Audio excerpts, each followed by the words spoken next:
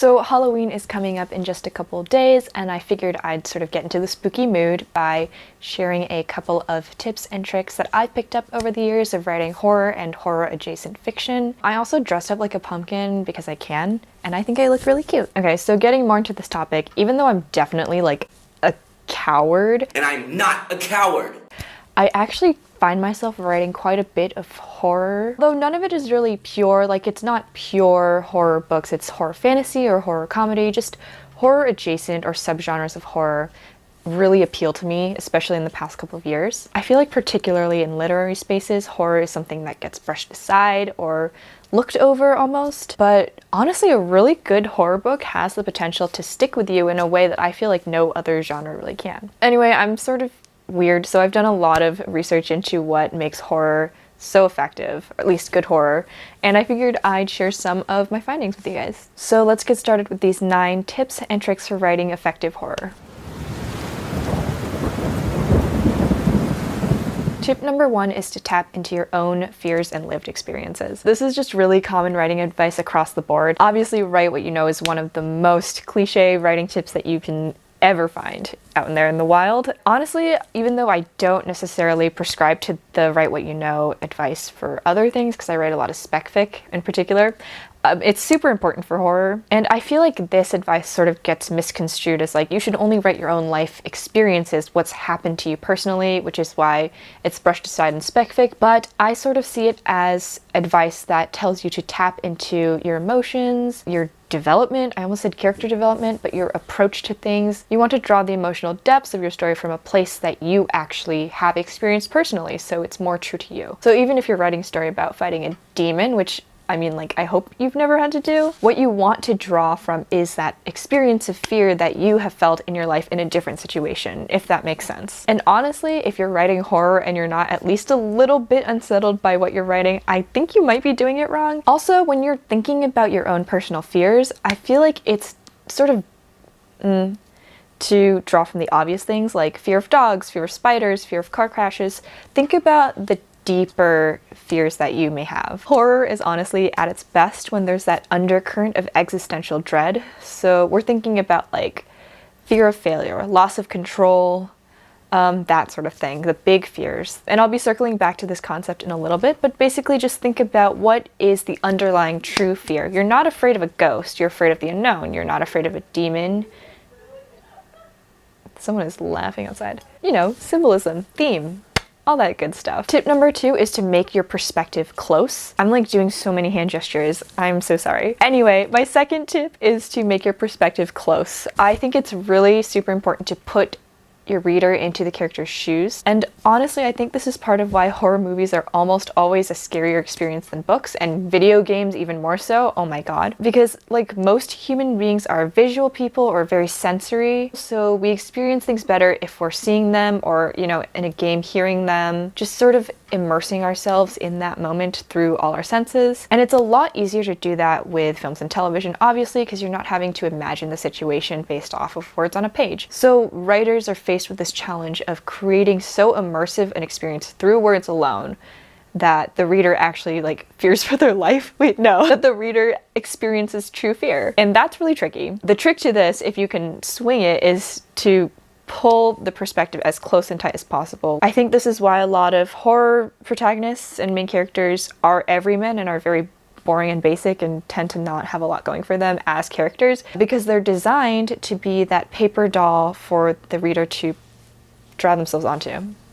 Honestly, I don't know where I was going with that metaphor, but you know what I mean, so we're moving on. My third tip is to not get too schlocky with the violence and gore. This might be like controversial, but I personally find that unless you're going for that whole final destination, like over the top, almost hilarious gore aspect, yeah, a lot of the time if you're going overboard, it just comes off as ridiculous and zany. You risk desensitizing the reader to what's going on. So honestly, most of the time, a smaller act of violence is like far more visceral than someone getting decapitated or split in half or whatever else. Like, think about reading about someone getting their head cut off versus someone snapping their finger in half or biting down on a rusty nail or like ripping their fingernails out. Like, that is so much worse because it is localized. Honestly, like, I don't even know why it's worse, but the small things can be really effective. Obviously, grand gestures of violence have their time and place, but I feel like those should be your big dramatic moments as opposed to what you're basing or hinging your horror experience off of, what you're building the story off of. I don't know, that's just my 2 cents. Tip number 4 is to do your research. I feel like spec-fic authors, speculative fiction authors, maybe don't like research as much as they should sometimes because they're like, I'm making it up, so I'll just make it up. For horror, and especially gory horror, it really bothers me as someone who's sort of medical field adjacent when there's like an injury that shouldn't kill the person or should kill the person and doesn't, or does and it doesn't make sense, or if like blood is spurting and that doesn't make sense. A lot of the violence in movies and TV cannot be counted on. You can't base your experience off of that. Yeah, I just think like if you're going to be doing anything medical, like just know what's real and what's just some misconception that we have from television. Like, you don't have to go ahead and watch a bunch of surgery videos. I know that's like not everyone's cup of tea, which I don't get, but whatever. Maybe like just do it for me. Like if I'm reading your thing and the medical stuff is inaccurate, I'm just gonna be annoyed. So also, sort of in this vein of doing your research, if your horror has anything to do with like ghosts or demons or other entities that people actually believe exist, then I recommend looking up true encounters. Whether or not you believe in the validity of them, there's a lot of like scary shit in there. Some of the best horror writing you can find is in those encounters. I'm not joking. Tip number 5 is to just keep in mind that humans actually really fear the unknown. We're scared of ghosts because to date, like a lot of people still aren't fucking sure if they're real or not. We're scared of the dark because we don't know what's in there. We don't know if the lump we're seeing in the corner is our desk chair or like a murderer. See, I feel like over explaining your horror monster, ghost, or whatever sort of takes away the fear. So yeah, take advantage of our innate fear of the unknown. Tip number 6 is to make your reader paranoid with the power of pacing. So going back to my Hill House example, Mike Flanagan does this really cool thing where he uses long panning shots to sort of like make you fear for your life. You're sort of like surreptitiously checking every shadow to make sure it's not moving. Sometimes you see something move out of the corner of your eye, or a painting is different from the shot before. I don't really know how to put that into words, but you should utilize that. That type of pacing of making your reader unsure of what's going to happen next.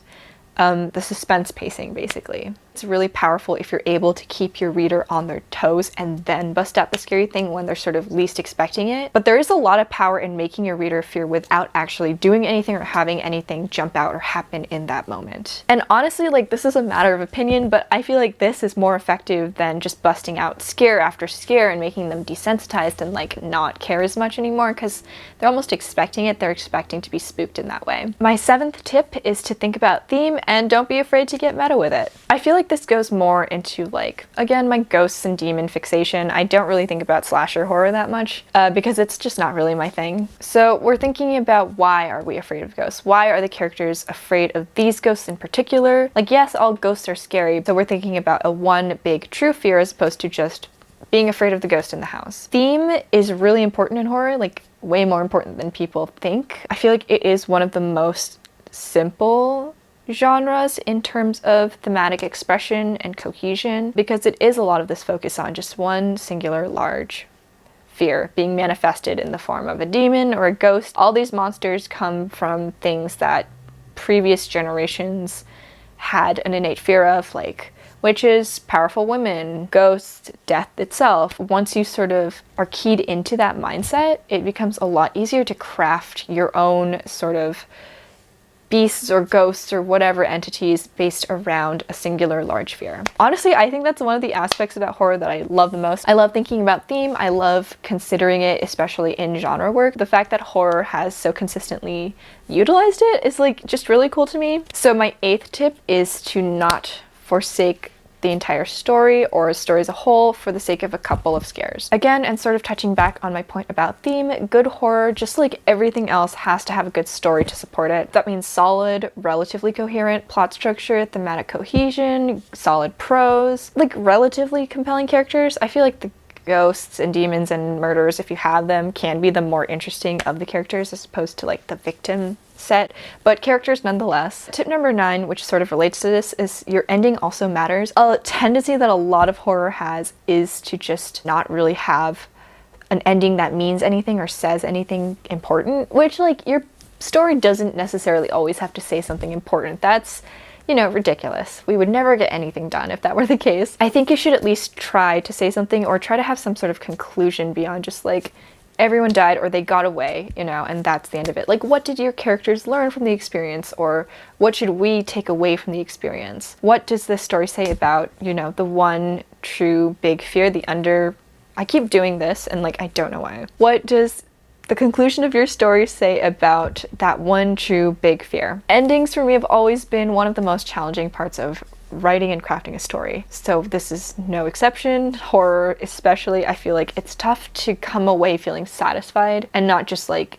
scared. And I feel like this is how a story lingers with you. You remember the ending the most, unless it's a bad ending, you know? Okay, I think that about covers it. I don't know how long that was, but I guess I'll figure it out in editing. Thank you so much for watching. I upload a new video every Thursday. I haven't skipped a single week yet. So subscribe to keep up with all of my like writing videos. I'm also doing NaNoWriMo starting next week. Wait, what? That is too soon.